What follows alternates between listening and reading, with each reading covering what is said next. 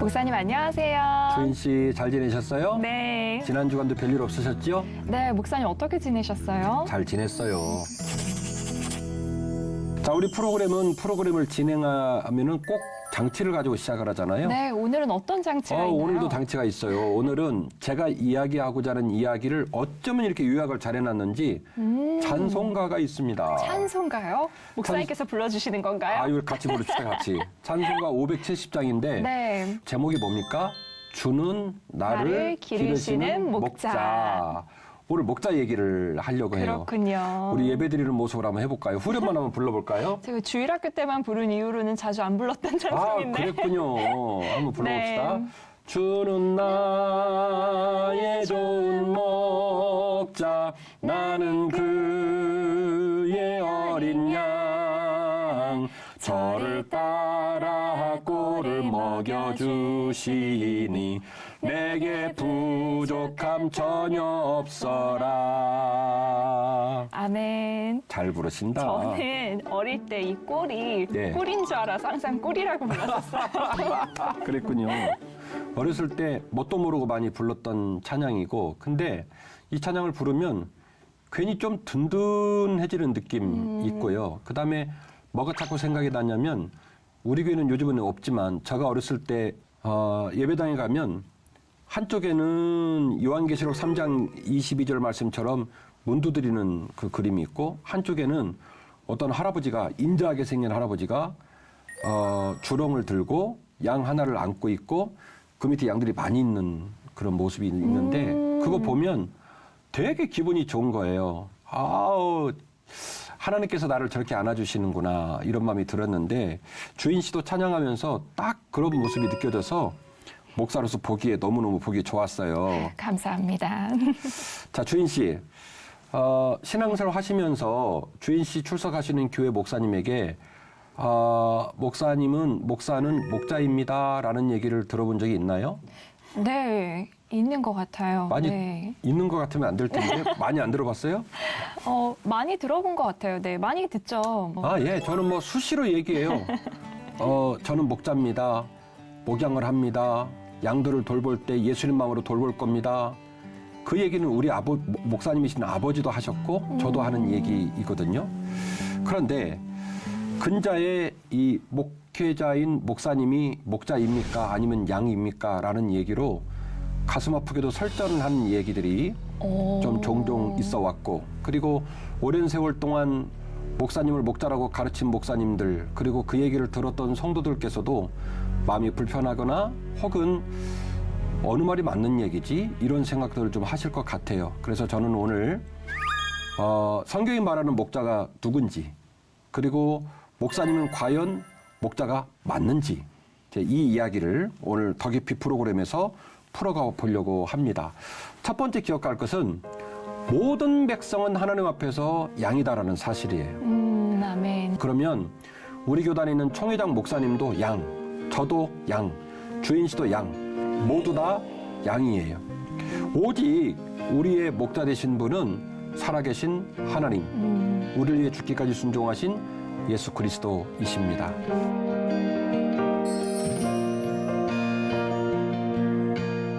여호와는 나의 목자시니 내게 부족함이 없으리로다. 그가 나를 푸른 풀밭에 누이시며 쉴 만한 물가로 인도하시는도다. 내 영혼을 소생시키시고 자기 이름을 위하여 의의 길로 인도하시는도다. 내가 사망의 음침한 골짜기로 다닐지라도 해를 두려워하지 않을 것은 주께서 나와 함께 하심이라. 주의 지팡이와 막대기가 나를 안위하시나이다. 주께서 내 원수의 목전에서 내게 상을 차려주시고 기름을 내 머리에 부으셨으니 내 잔이 넘치나이다. 내 평생의 선하심과 인자하심이 반드시 나를 따르리니 내가 여호와의 집에 영원히 살리로다. 주인 씨 시편 23편 어렸을 때도 많이 읽으신 부문이죠? 네, 암송도 많이 도전을 그렇죠. 했었죠. 웬만한 신자면 다 외우고 다니는 부문일 텐데요. 여호와는 나의 목자시니 내게 부족함이 없습니다. 제가 봐도 인간으로서 하나님께 할 수 있는 고백 중에 이 이상 완벽한 고백이 있을까?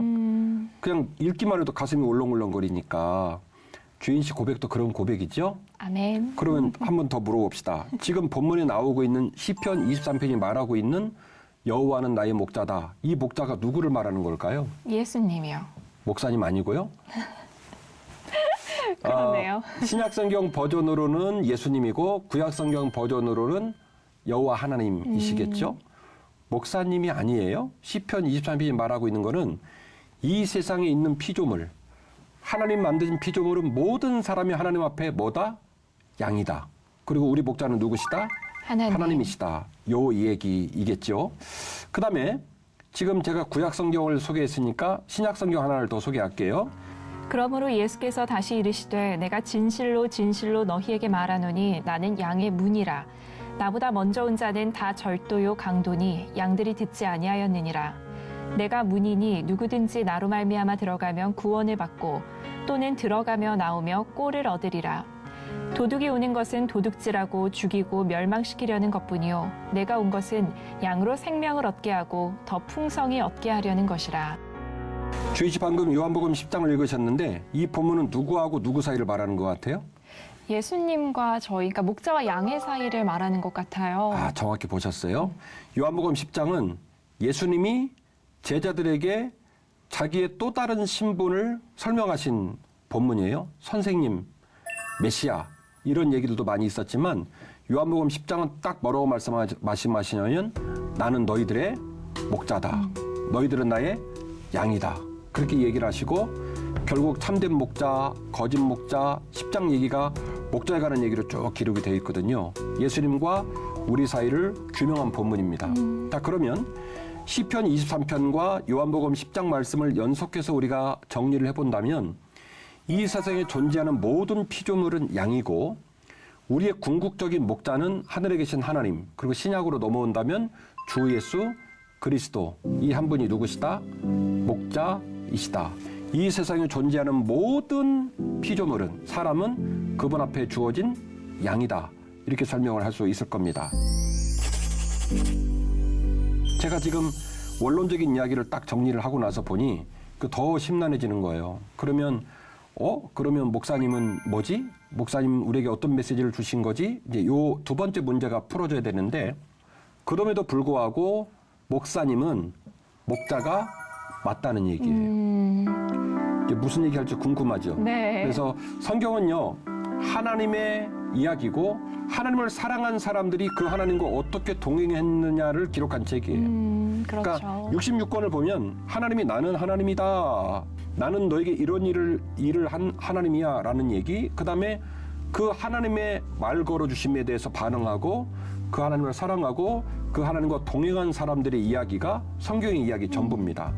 그런데요, 그 성경 말씀을 쭉 여러 번 읽다 보면 그 이야기의 결중에 보면 앞서 말씀드린 피조물은 양이고 조물주는 하나님이시고 그분이 우리의 목자 되시는데 그 목자의 사명을 피조물 중에 백성을 지도하는 지도자에게 또 하나님 백성을 목양하는 목양의 지도자에게 위임하시는 느낌, 실제로 위임하시는 사명을 주는 이야기들을 발견하는 본문이 꽤 많이 나와요.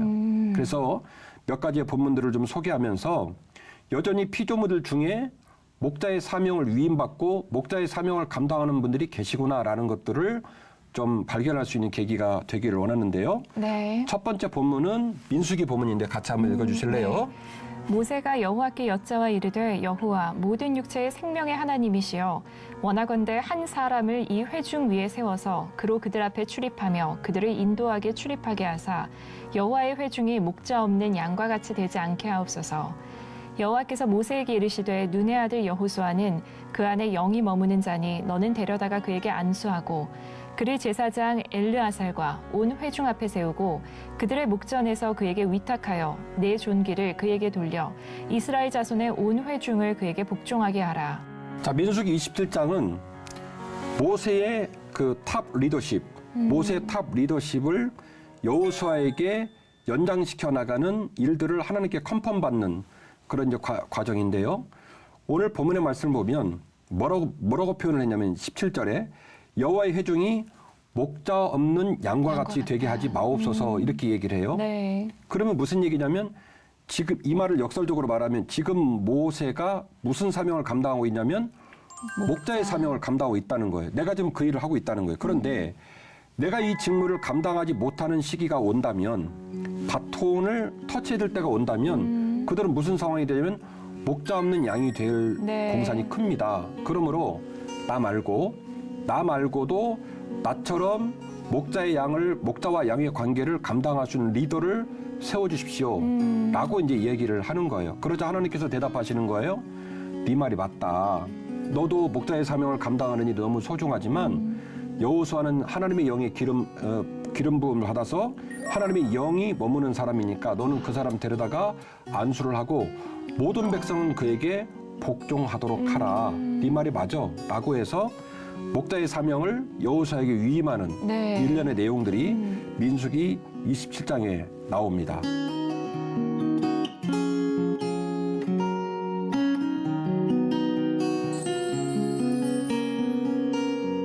총론적으로는 모든 피조물은 여호와 앞의 양이고 하나님께서 우리에게 영원한 목자이시지만 이 땅의 삶 가운데 특정한 시대와 특정한 그룹과 특정한 사명의 기간 동안에 하나님의 목자된 사명을 위임받고 규모나 역할이나 속도에는 차이가 있겠지만 그 모든 것들을 감당하는 제한적 목자의 사명을 감당하는 리더들이 반드시 있더라는 거예요.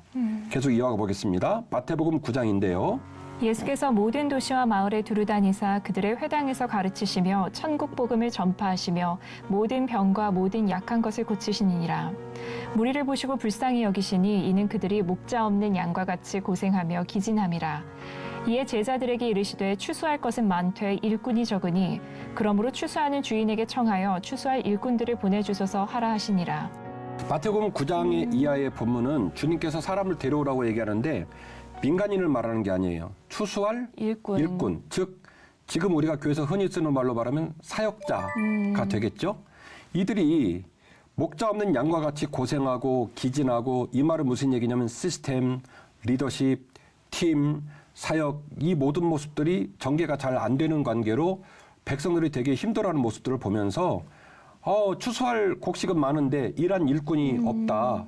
청하건대 추수할 일꾼을 보내달라고 기도하고 너희들이 그 사명을 감당했으면 좋겠다라고 주님께서 권면하게 되는 거죠. 그러니까 주님의 사역에도, 그리고 주님께서 또 12제자를 뽑으셔서 뭐라고 말씀하시냐면 내가 너희로 하여금 물고기를 낚는 업으로 놔두지 않고 이제는 사람을 낚는 업으로 만들겠다라고 이야기를 했고, 또 제자들을 양육해 가시면서 결국 3년의 기간 동안에 예수님이 너무너무 고생하시면서 그들을 양육했던 것은 예수님의 마음을 똑같이 나누어 받아서 예수님처럼 사역하기를 원하시는 마음이었던 거죠. 그러니까 예수님의 관심사도 내가 너희들에게 목자의 사명을 감당하듯이 너희도 나의 간길을 또박또박 걸어서 목자의 사명을 감당해 주지 않겠니? 라고 이야기하시는 거죠. 이어지는 본문 한번 더 보겠습니다. 그들이 조반 먹은 후에 예수께서 시몬 베드로에게 이르시되 요한의 아들 시몬아 네가 이 사람들보다 나를 더 사랑하느냐 하시니 이르되 주님 그러하나이다. 내가 주님을 사랑하는 줄 주님께서 아시나이다. 이르시되 내 어린 양을 먹이라 하시고 또 두 번째 이르시되 요한의 아들 시몬아 네가 나를 사랑하느냐 하시니 이르되 주님 그러하나이다. 내가 주님을 사랑하는 줄 주님께서 아시나이다.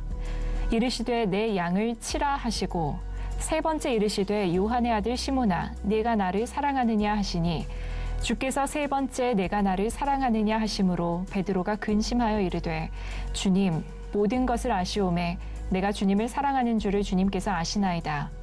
예수께서 이르시되 내 양을 먹이라. 자, 이 얘기는 좀 할 얘기가 많아요. 주인 씨, 요한복음은 신학자들의 말에 따르면 요한복음 20장에서 종결이 됩니다. 네. 그리고 이른바 요한복음 21장을 추신장 P.S로 얘기하는데 미처 말하지 못하는 강조점을 다시 한번 말하기 위하여 21장에 기록됐다고 보는 거예요. 그 21장의 중요한 얘기가 디베라 바닷가에서 물고기 잡는 제자들, 제가 웃음이 나왔던 건 저 같으면 그렇게 안 해요. 예수님이 가셔가지고 뭐하냐? 그러니까 물고기 잡는데요. 주인 씨도 웃으시지만 그러면 돼요, 안 돼요? 안 되잖아요. 안 되죠. 그거 하지 말라고 3년을 양육을 했는데 막판 가가지고 지금 다 끝나는 판국인데 가서 물고기를 잡고 있네? 저는 그걸 못 봅니다. 그런데 주님이 인자하게 밥은 먹었고 그래서 이제 데리고 나와서 아침밥 먹이고 또 물고기 잡는 일을 도와주고 그런 모습을 보고요. 그 다음에 그 유명한 베드로와의 대화가 나오죠. 이거 심각한 대화예요. 베드로야, 너나 사랑하느냐? 주인 씨 남편이 있죠? 남편이 주인 씨한테 이제 오니까 주인 씨가 물어요. 여보, 뭐라고 부르는지 모르겠지만, 여보, 나 사랑해요. 그러니까 주인 씨 남편이 말씀하시기를, 내가 당신을 사랑하는 줄 당신이 아나이다. 웃으시는데, 그러면 기분이 어떻겠어요? 아주 나쁘겠죠? 왜냐면 되게 비겁한 답변이에요. 여보, 나 사랑해요? 사랑하지. 하늘만큼 땅만큼 사랑하지. 이래도 지금 될까 말까 하는 상황인데 내가 당신을 사랑하는 줄 당신이 아시나이다. 이거는 되게 비겁하고 함량 미달이 맞는 표현인 것 같아요. 예. 그 답변인 거예요. 저 같으면 야, 너는 어쩌면 말을 그렇게 대답을 하냐? 내가 너 3년 동안 나눈 얘기가 그거밖에 안 되냐? 또 나한테 그렇게밖에 말 못하겠어? 이렇게 할 것 같은데 주님이요. 속아 넘어가 주세요. 더 웃긴 건 원어를 보면 주님은요. 사랑이라는 표현을 아가파오로 물어요. 하나님의 위대한 사랑으로. 그런데 베드로는 뭐라고 대답하면 필레오로 대답을 해요. 우정 같은 사랑으로. 그것도 돌린 거를. 괘씸해요. 진짜. 그리고 마지막에는 주님도 얼마나 베드로가 짠했는지 필레오로 또 단어를 바꿔요. 아주 웃긴 본문이야. 그래서 어쨌든 대화를 하는데 끝까지 베드로가 이 말을 반복을 해요. 근데 주님은요. 속아 넘어가 주세요. 그러려니 해주셔. 그리고 하신 말씀이 중요한데 그래? 내 어린 양을 먹이라. 내 어린 양을 치라. 내 어린 양을 먹이라. 3번이나 얘기를 해요. 자, 물어볼게요. 양은 누가 치죠? 누가 목자예요. 먹이죠?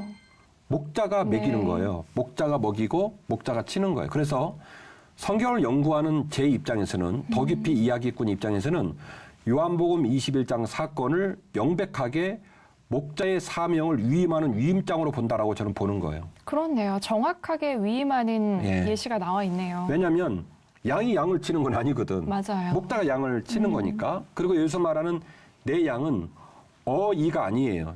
네 양. 베드로도 양들이 있지 않니? 이 얘기가 아니고 나의 양. 나의 양을 치거라. 왜? 21장이 끝이에요. 주님이 이제 하나님 품으로 간단 말이에요. 부활하시고 승천하시는 입장 속에서 내가 이 땅의 사명을 마치고 내 하나님 우편으로 간다 손 치더라도 너는 3년 동안 보고 듣고 배운 대로 나의 양을 먹이라, 치라, 먹이라. 3번 나오면 무슨 요법이죠? 강조. 그렇죠. 총명하시오. 너 지금 내가 물었는데 답변 잘 못했잖니? 내가 솔직히 속으로는 알아. 안타까워. 하지만 너는 할 수 있을 거야. 내가 없어도 나의 양을 먹이거라.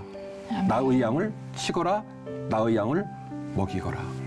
놀라운 사실은 사도행전을 보시면 13장까지 사도들의 행적을 발생시키고 초대교회를 발생시키는 어마어마한 사명을 120문도를 막 뒤집어 덮는 어마어마한 사건을 그 폭판에 누가 일으키냐면 베드로가 중심으로 그 모든 일이 일어나요.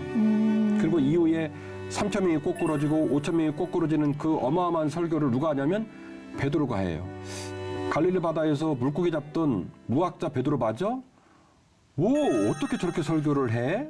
그리고 원래 벌벌벌 떨던 사람인데 막 시장 한복판에 나가서 복음을 증거하거든요. 요한복음 21장에 목자의 사명을 위임한 사건 그대로 사도행전에 베드로가 직진을 합니다. 초대교회 저술물들의 기록물에 따르면 이런 얘기가 나오죠. 성경에는 안 나오지만 베드로가 나중에 십자가에 달려서 순교를 합니다. 그때에 베드로가 이렇게 했다는 거예요. 성경에 안 나오지만 초대교회 문헌들의 이제 전설처럼 나오는 얘기인데 나는 선생님 앞에 항상 함량 미달인 사람이었고 덕스럽지 못한 모습이 많았다. 내가 어떻게 선생님처럼 가겠냐? 나를 십자가에 거꾸로 달아라. 그래서 마지막까지 자신의 사명을 생각하면서 인생을 끝냈던 베드로. 그 이야기의 첫 출발이 저는 요한복음 21장으로 보는 거예요. 내가 너에게 뭘 위임한다? 목자의 사명을 위임한다. 그렇게 보는 거죠.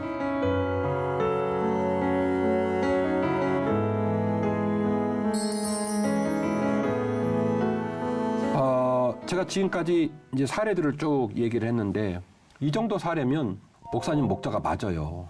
그래서 네. 목사님들이 자신을 목자라고 신분을 밝히셨고 또 목회하는 행위를 목양하는 것이라고 그 행위 자체를 용어를 만들어서 이 얘기를 했고 성도에게 항상 양이라고 가르친 거죠.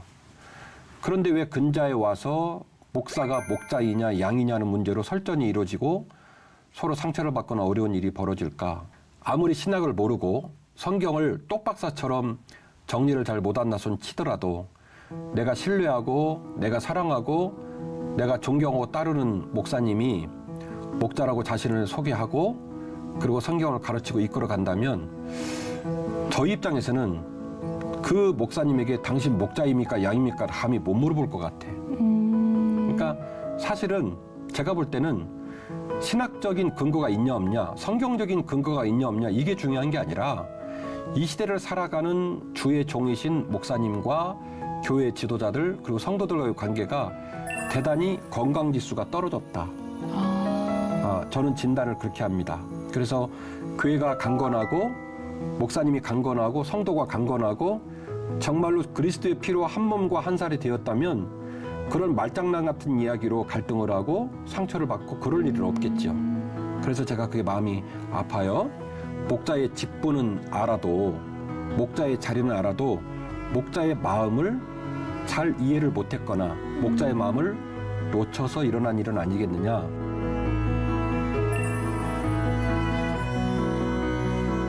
참된 목자는 어떤 목자일까? 이거를 좀 함께 이야기해 보려고 해요. 네. 선한 목자의 모범을 제시를 하려고 합니다. 선한 목자의 모범. 감히 제가 피조물이고 한 교회 목사로서 우리 하나님과 예수님이 어떤 목자이냐 이런 건 언급할 수 없죠. 그러나 목자의 사명을 제자들에게도 위임하고 또 구약의 기준이 되는 모델이라든지 신약의 모델을 제가 함께 읽었지만 그 목자의 삶을 쫓아간다고 한다면 분명히 참 목자상이 있을 것 같아요. 참 목자상을 성경은 뭐라고 얘기하고 있을까? 궁금해요. 예, 요한복음 10장 함께 보겠습니다.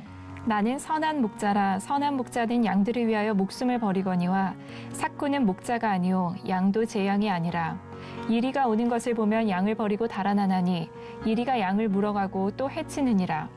달아나는 것은 그가 삭구니 까닭에 양을 돌보지 아니함이나 나는 선한 목자라 나는 내 양을 알고 양도 나를 아는 것이 아버지께서 나를 아시고 내가 아버지를 아는 것 같으니 나는 양을 위하여 목숨을 버리노라.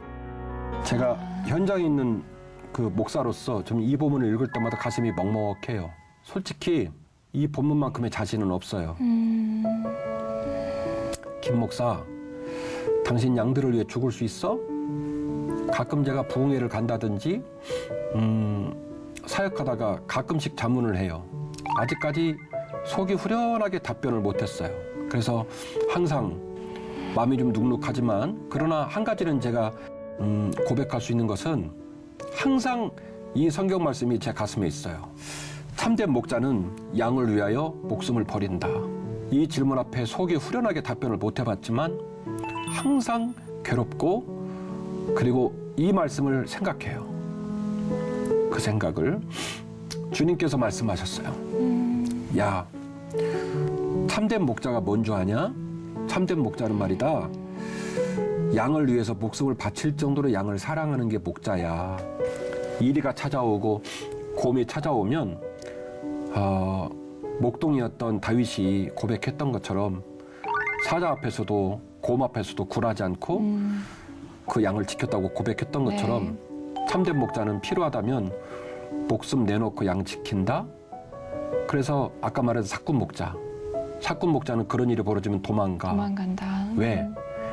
양이 그의 생명이 아니기 때문에. 그냥 목자니까 목자다 이렇게 말하지 말라는 거예요. 참된 목자에게는 참된 목자의 모범, 상이 있다.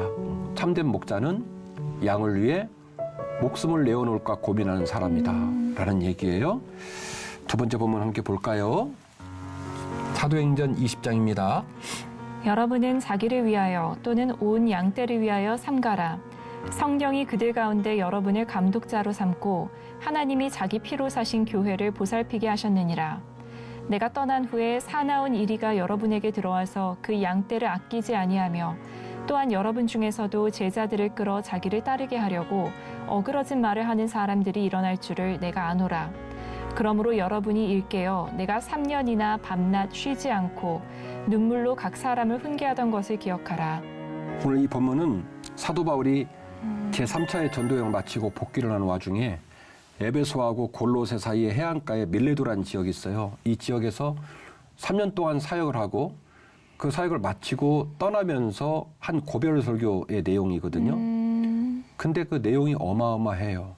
내가 3년 동안 밤낮으로 쉬지 않고 울고 그리고 당신들을 그리스도의 도와 말씀으로 가르친 걸 기억하라. 그 무슨 사명을 감당한 거냐면 목자의 사명을 네. 감당한 거예요. 그리고 나는 비록 떠나지만 너희들이 여전히 그 말씀 가운데 서기를 원한다. 그래서 마지막 이제 이 읽자는 본문의 내용 뒤에 보면 에베소 교회 장로들하고 서로 이렇게 끌어안고 우는데 참 그 표현이 이 영화 같아요. 해변가가 쫙 있고 석양이 떨어지는 상황에 그 해변가에서 에베소 교회 장로들이 쫙 그 본문에 뭐 보면 이런 얘기예요. 다 무릎을 꿇고 기도했다 그러고 무릎 꿇고 기도하다가 그들이 일어서서 바울과 서로 포옹을 하고 서로 얼굴을 교차해서 끌어안고 그렇게 많이 울었다는 거예요. 왜? 다시 못 볼 줄 알기 때문에. 그래서 바울은 말하는 거예요. 내가 비록 다시는 못 볼 마지막 길로 가지만 나는 지난 세월 동안 한 번도 흐트러지지 않고 내 목자의 사명을 끝까지 성실히 감당했다. 그래서 그 말씀, 그 눈물을 잃어버리지 말고 내가 떠난 이후에도 당신들도 백성들을 그렇게 가르쳐주고 시민들을 섬겨주고 그렇게 교회를 세워달라라는 얘기를 하게 되죠. 그래서 적어도 요한복음 10장에 예수님이 말씀하신 그 선한 목자의 목자상을 사도 바울은 마음에 품고 있지 않았을까.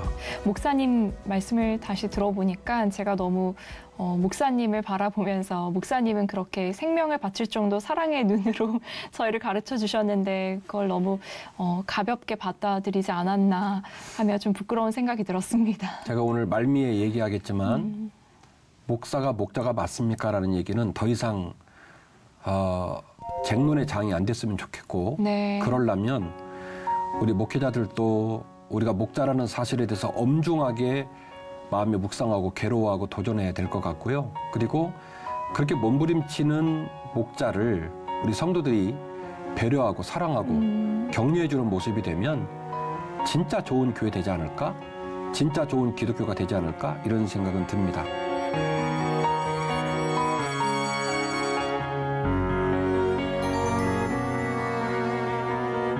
영국의 청교도 목사님이시고 저술가이신 리처드 백스터라는 분이 계세요. 이 리처드 백스터 목사님께서 참 목자상이라는 책을 저술을 했습니다. 많은 목사님들이 갖고 있고 읽고 도전을 받았는데 고전이에요, 고전. 그 내용 중에 일부를 제가 읽어드릴게요. 죄가 죄인지 알지 못하는 사람들, 저주의 상태에 놓인 그들을 보면 저는 매우 슬픕니다. 그대로 놔둔다면 영원한 형벌을 받을 지옥으로 버림받을 테니까요. 우리는 개인적으로든 공개적으로든 우선적으로 그들에게 다가가 붙들어 주어야 합니다. 백스터 목사님 말하는 거예요. 우리가 무엇이기 때문에? 목자이기 때문에. 지금 그 얘기를 계속 이어가는 거예요. 바울이 아덴에서 그들을 기다리다가 그 성에 우상이 가득한 걸 보고 마음에 격분했던 것처럼 영원히 죽을 수밖에 없는 위험에 처해 있는 많은 사람들을 보면 우리도 비슷한 심정이 될 겁니다. 지옥으로 치닫는 죄인을 향하여 한마디 말도 건네지 않는 목회자는 주님보다 사람들에게 먼저 책망을 받고 원수보다 못한 대접을 받게 될 것입니다. 왜요? 왜 이렇게까지 책망을 해요? 목회자에게? 당신이 무엇이기 때문에? 목자이기 때문에. 그러니까 리처드 백스터 목사님은 참 목자가 누구냐? 어떻게 사는 것이 참 목자냐라는 사실들을 강조하고 있었다는 것이죠. 우리 주인 씨도 목사님 지도 받으면서 평생 사셨죠? 네. 주인 씨가 생각하는 목사님은 어떤 모습일까요? 그냥 바로 제 담임 목사님들이 생각이 나는 것 같아요. 미국에 있을 때 목사님 또 많은 분들이 생각이 나는데 제가 미국에 있을 때 교환 학생으로 있었거든요. 네. 그때 목사님 가정에 있었어요. 아, 그랬군요. 근데 그때 제 마음에 와닿았었던 게 이분들은 말씀을 삶에서 실천을 하시더라고요. 그래서 그 부분이 정말 마음에 와닿고 정말 예수 그리스도의 사랑이 무엇인지 문화와 이런 언어를 종교를 뛰어넘는 그리스도의 사랑을 몸소 가르쳐 주셨기 때문에 그게 정말 평생에 남는 그런 유산이 된 것 같아요. 그러니까 우리 주인 씨가 좋은 목사님 만난 거죠. 그 좋은 목사님 만나면 그 좋은 목사님이라는 정체성을 말하라면 목자이신 거예요. 그러니까 좋은 목사님이 오늘날의 행정적인 관직으로 그분은 아무개 목사님이십니다라고 얘기를 한다면 그 목사님이 정말로 하나님을 사랑하고 그 사랑으로 성도를 섬기면 그분은 목사님이시지만 정확하게 말하면 목자이신 거죠. 주님의 마음으로 하나님 마음으로 하나님 백성을 섬기는 목자입니다. 간증인데요. 제 아버지도 목사님이세요. 집안에 목사님이 많고. 근데 제 아버지는 우리 집안에 목사님이 참 많은데 소위 말하는 좀 비주류이셨어요. 그래서 목회가 많이 고단했어요. 보통 우리가 목사님들끼리 얘기할 때 교회 하나를 개척하면 죽을 각오를 해야 교회를 개척한다라고 얘기를 해요. 그러지 않으면 교회가 유지가 안 돼요. 네. 죽을 각오를 하고 교회를 개척하고 지키니까 한국 교회가 급성장을 한 거지. 왜? 목회자가 죽을 각오로 사니까요. 우리 아버지는 교회를 3개나 개척을 한 분이에요. 어머나. 고생을 너무 많이 했죠. 자녀를 아들, 딸 4명을 낳았고 3번째 교회를 개척했을 때 제가 군대에 있었어요. 휴가를 갔는데 저녁에 이제 보니까 어머니 아버지 그 속옷이 떨어져 가지고 그걸 이렇게 기웠더라고요. 제가 그걸 보고 너무 화가 나서 아니 이게 무슨 6.25 동란 이유도 아니고 그 속옷이 몇 푼이라고 속옷을 기워 입느냐라고 얘기를 했더니 야 이놈아 교회 지금 지어놓고 완공해 가면서 10원짜리 한 장이 부족해서 절절 매는 상황인데 성도들이 속옷을 보냐? 기워 입으면 어때? 오히려 저를 나무래셨어요. 그런데 정작 주일날은 물론 한 벌이지만 반듯한 양복, 반듯한 구두 성도들한테 절대로 남루한 모습을 보이질 않았어요. 성도들이 걱정하신다고. 그러니까 제 아버지가 저에게 보여준 목자상은 몰라요. 제 아버지는 비주류이셨나 모르겠어요.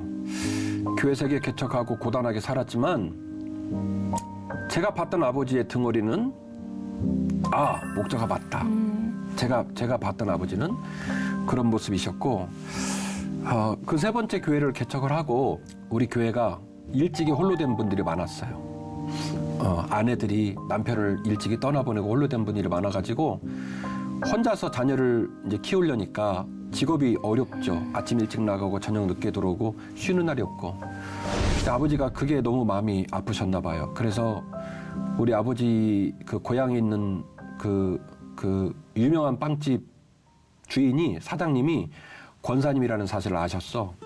우리 교회 권사님도 아닌데 찾아가가지고 아버지가 부탁을 했어요. 나 이만저만한 목사하고 이렇게 개척을 했는데 우리 성도들이 남편도 없이 거의 1년 365일을 쉬지 못하고 일을 한다. 근데 나 그들을 돌보고 싶다. 나 좀 도와다오. 그래가지고 또 그렇게 밑도 끝도 없이 밀고 들어가는 아버지나 그랬다고 또 반응을 하신 권사님이나 기적 같은 얘기인데 그래서 그때 당시 K값의 30%인가 40%인가 말도 안 되는 돈을 책정을 해서 아버지가 그 돈을 그 권사님께 지불을 하고 아버지는 그 성도들 엄마들 생일마다 그 케이크를 사서 들고 가서 애들한테 엄마 11시에 오면 애들이 뭘 알겠어요. 그렇게 힘들게 사는데 오늘이 엄마 생일이야. 그러니까 엄마가 오면 케이크 불 붙여서 엄마 생일 축하 꼭 해줘라.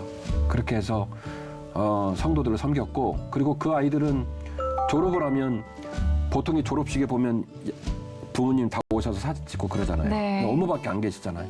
사진기도 없고. 그래서 졸업식 때마다 아버지가 가셔서 내가 너희 아버지야 라고 말씀하시면서 그 집사님 권사님들하고 사진 찍어주고 짜장면 옛날에는 졸업식 하면 짜장면 제일 좋아했어요. 그래서 짜장면 사 먹이는 모습들을 제가 이제 자라면서 아버지 등어리를 보고 배웠죠. 내 아버지, 내 어머니가 보여준 모습대로 진짜 목자답게 살았으면 좋겠다. 제 등어리를 바라보는 제 성도들, 제 아내, 제 자녀가 우리 아버지 왜 저래? 우리 목사님 왜 저래? 이런 모습으로는 안 살고 싶다. 그런 마음을 갖고 하루하루를 삽니다. 한국교회 목사님들이 제가 알기로는 정상적인 목사님들은 본인이 목자라는 신분을 정확하게 알고 계세요. 그리고 그 목자의 신분을 감당하려고 제가 알기로는 굉장히 몸부림을 쳐요. 그리고 저도 100점짜리 목자가 될 수는 없지만 최선을 다하는 목자는 되고 싶다. 그리고 6편에서 제가 이야기꾼으로 말했던 것처럼 요시야처럼 나도 제 운명 앞에 저항하면서 사명을 위해 살고 싶다. 이 생각으로 오늘까지 살거든요. 그래서 많은 목자들이, 많은 목사님들이 저는 그렇게 살고 있다고 믿어요. 그리고 우리 시청자들, 성도님들께서도 그렇게 사시는 목사님, 내가 미처 못 봤지만 그렇게 사시는 목사님들의 뒷모습, 그리고 그분들의 눈물을 헤아리셔서 성도는 목사님을 부를 때 목사님이기도 하고 목자이시기도 하고, 우리 목사님들은 목사이기도 하고 목자가 되어서 성도를 양으로 여기고 그 양을 위해 최선을 다할 수 있는 그런 모습이 회복이 되면 한국교회 여전히 부흥하고 행복한 교회 되고, 그리고 사탐하기 틈타지 못하는 거룩한 반짝반짝 빛나는 다이아몬드처럼 빛나는 거룩한 교회 될 줄로 믿고. 아멘. 저는 오늘 시청하시는 분들 중에 목사님들도 많이 계실 것 같아요. 예. 근데 오늘 목사님의 입을 통해서 말씀을 들었을 때 참 사도 바울도 그렇고 이 목사님들의 눈물은 누가 걷어줄까. 근데 분명히 하나님께서도 포기하지 않으면은 때가 이름에 거둔다고 하셨잖아요. 맞아요. 그러니까 오늘 나눈 이 대화가 많은 목회자분들에게도 마음의 위로가 됐으면 좋겠고요. 제 마음이요. 또 그리고 저는 양이니까요. 양들도 우리 목사님들을 위해서 더 많이 중보 기도를 해야겠구나라는 맞아요. 생각을 절실하게 하게 됐습니다. 다 같이 잘해야 되지. 그죠? 목사님들은 목자의 신분을 다시 한번 묵상하고 항상 십자가 앞에서 울고 예수님 마음으로 성도들을 섬기고, 성도들께서는 그렇게 몸부림치는 목사님을 존경해주고 배려해주고 잘 섬겨주는 모습이 되면 한국교회 다시 부흥하고 다시 꽃을 피고 30배, 60배 열매를 맺을 줄로 믿고, 우리 박주인 씨 앞으로도 아프지 마시고 건강하게 열심히 사시고 저는 다음 주에 더 좋은 얘기 들고 찾아올게요. 네, 감사합니다. 오늘 너무 고마웠습니다. 고맙습니다.